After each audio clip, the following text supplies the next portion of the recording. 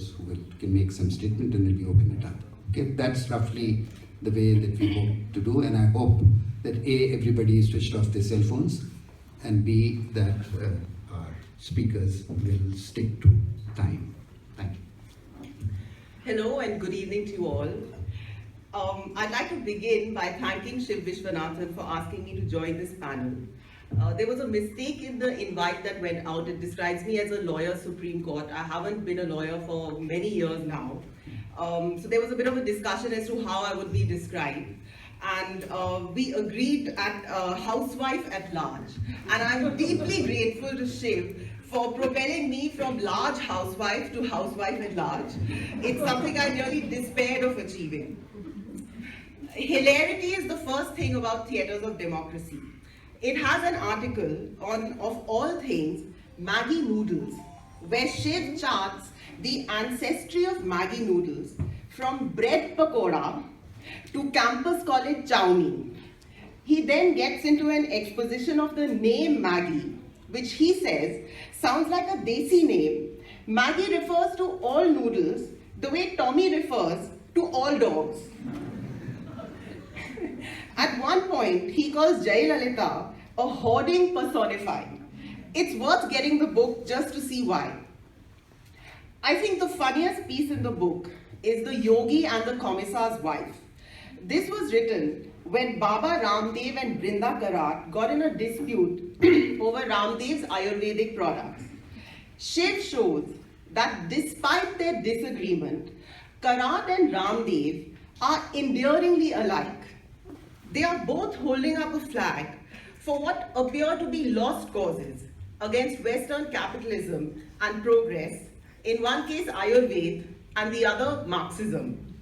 He goes on to say that maybe India is the one place where Ayurveda and Marxism can be victorious despite the odds, both against and between them. Apart from the humor, it's difficult to say anything to sum up theatres of democracy. At first, I found myself quite tongue-tied at the sheer range of subjects that it covers.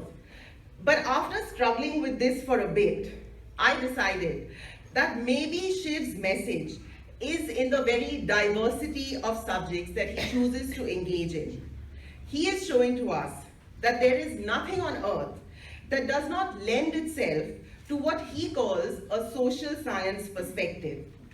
And it is evident from the essays that he has made it his life's mission to introduce sociology everywhere. Now, here is where I think Shiv misses something, maybe because he's so close to it. For me, as a layperson, social science seems to be everywhere already.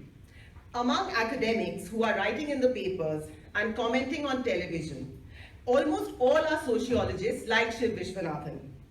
Anyone with a college degree has heard of Max Weber and Emil Durkheim and has a smattering of Foucault and Freud. I read somewhere that Karl Marx has been voted the most popular thinker of the millennium. Look at the cult following of Slavoj Zizek. People are spilling into the corridors and pushing in through the skylight when he lectures. 10 years of the UPA, with it sowing the seeds, successfully or not, of a welfare state in India, was bloated with social science. Is not the welfare state a vast social science project, as is all of civil society activism? Social science is everywhere. So what I have to say to Shiv is that your cause has been achieved or is dead, which is kind of the same thing. And now what you should do is to move on from academia and sociology. That's the only way you can remain true to your vision. Because sociology can't be mainstream, familiar, and part of the received wisdom, at the same time be all the things you want it to be: playful, tentative, surprising, independent, and poetic. I propose that you move on from sociology to stories. In the book, you often call yourself a storyteller. Storytelling has gone extinct, along with the village wise man and the motherly woman. And I suspect the timing is not coincidental. The lost stories and memories of India might be the answer to the most interesting problem that you bring up in your essays. You say that India has lost its sense of itself as a civilization. You also talk about how the modern Western system of knowledge represses other older ones. You say that India must evade the monoculture of the West. You speak of the powerful possibility of a South Asian imagination, of a need to create alternative metaphors, new attitudes to peace, ecology, and civilization. You speak of the need for the possibilities of diversity, whether it's a dying language, craft, species, or way of life. You say diversity is not just about difference, it's about how the logic of difference creates new grammars of democracy in India. This is the thing. How can we rediscover our sense of civilization without being parochial and willfully blind to progress? And if you're not talking about a museum of dying crafts or an archive of traditional social arrangements, then what do you mean when you say that we have to keep dying ways of life alive? Many of these dying ways of life are totally irreconcilable with progress. So if you're not saying that we should annul the laws against child marriage or reintroduce sati or the caste system, then what are you saying? Your answer in the book is stories and memories. As you say, the Indian system of oral memory was inventive and constantly improvised. That is why, for example, there are so many versions of the Ramayana. You say, we need a set of preservers, people whose task it is to remember, to become repositories of dying or threatened memories, even homes for threatened skills. So can India have her cake and eat it too? Can we go into the future without breaking from the past? I think we can, through storytelling and preserving memories as you, Shiv, describe. You can make a way of life come alive as a story without having to live it out. Through stories and remembering, you can hold on to what is valuable in the past without going back to it. If you see the present as a continuation of the past, instead of as a rejection of it, then you can look back for ideas about present problems. Then you don't have to look back in horror. Let me give you an example. We, as in modern Indians, tend to have a kind of phobia about child marriage. You hear the words child marriage and there is an almost physical recoil. We feel ashamed of our past. But let me tell you some stories. Since we have a Hindi professor on the panel, I was inspired to take stories from the world of Hindi Sahitya. Maithili Sharan Gupta, the famous Hindi poet, his work Yashodhara, which came out in 1933, is a muse on what Gautam Buddha's wife must have felt when she woke up to find that he had left to live the life of a wandering ascetic. I have never read anything more empathetic, more tender towards women, or more angry on their behalf. Now, he was married at the age of 9, but he comes across as a highly enlightened being. So today, child marriage may not make sense, but it is not, as it is often taken to be, evidence of a brutish or ignorant people. Another story. A year or so ago, a Swedish NGO called Plan, I think it has a branch in India, took out a video against child marriage. It had a Swedish 12-year-old dressed like a bride talking about how she was going to get married the next day and how she was scared, especially about sex. The idea was to make Swedes take up the cause against child marriage. Now let me tell you another story, again about a Hindi poet, Harivansh Rai Bachchan. This is from his autobiography, Kya Bhulu Kya Yaad Karu.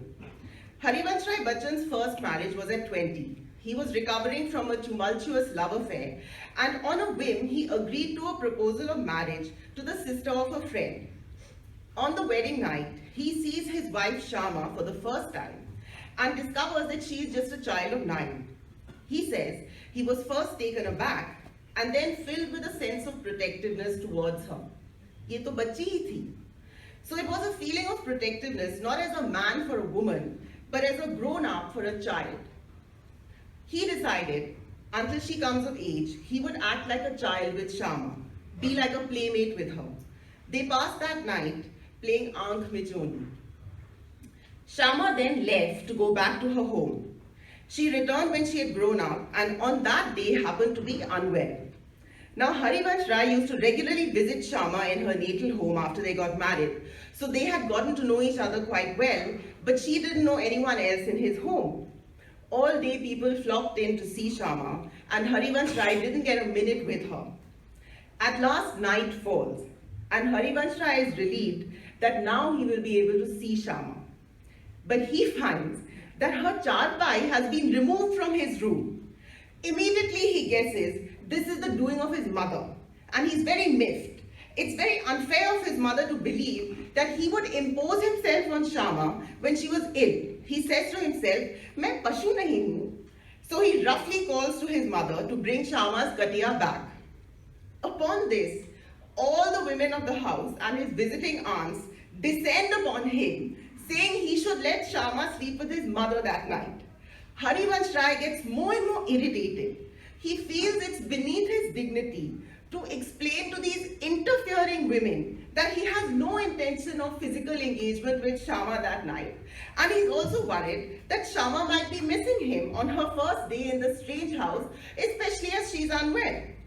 So anyway, he prevails in the end and his mother and aunts retire, loudly cursing him. The katiya is put next to his. Harivansh says any doubts he might have had as to whether Shama wanted to be with him were dispelled by her delighted smile when he walked in. He lies next to her. Her body is hot with fever. He wraps a curl of his hair around his finger and they doze off. So there you have it. These are just stories. They are not sociology or history. But once you hear them, I think it's fair to say that you think of child marriages past a lot more calmly.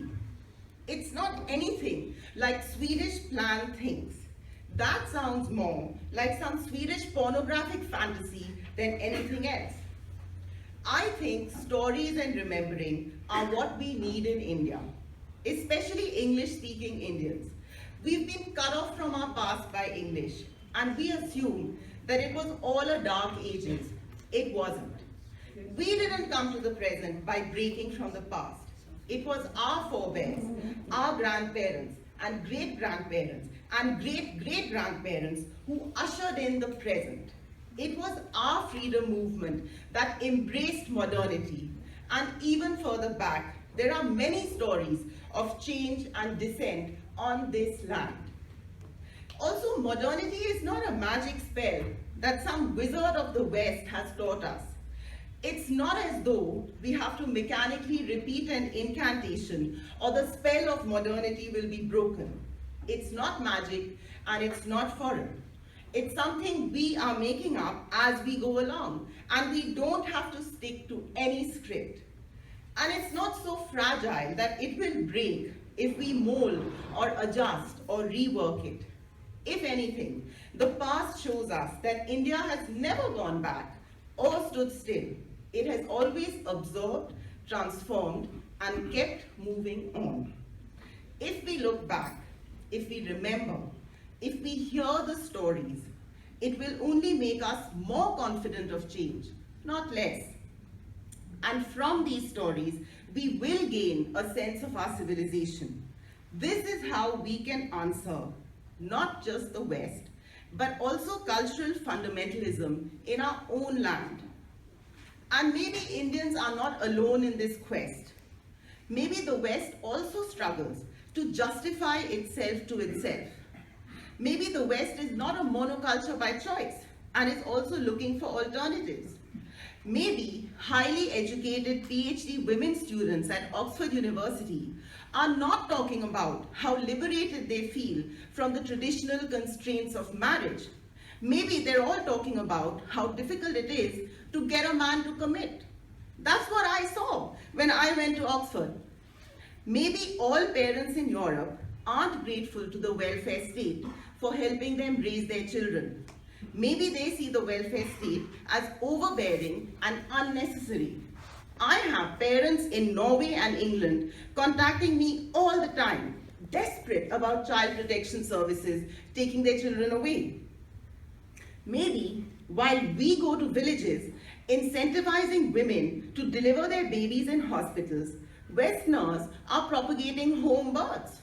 Maybe all working mothers in America are not telling themselves how lucky they are.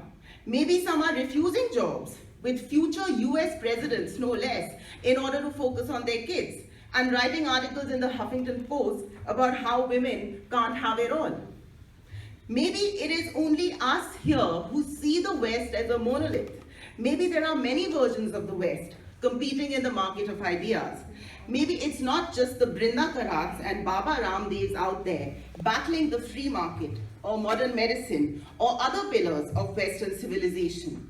Maybe we are all, in the East and West, looking for alternatives. Mothers from Texas to New Delhi, wondering whether feminism has sold them a bit of a lie.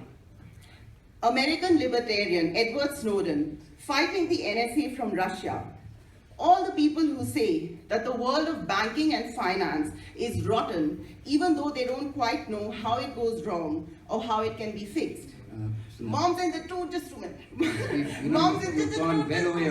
Moms in the US persistently stacking up the evidence in the teeth of a very suspicious obduracy from the medical establishment that there is a link between vaccination and autism.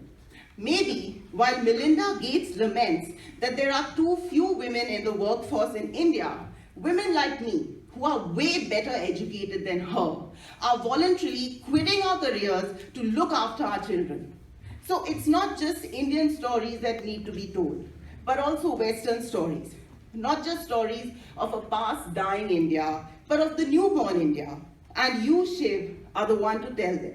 You can be the much needed village wise man. As you say in Theatres of Democracy, I must confess that I'm an old-fashioned man. I feel out of place and even out of time.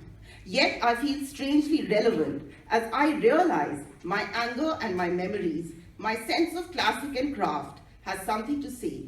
I have stories that are still worth listening to. Thank you and apologies for taking so long.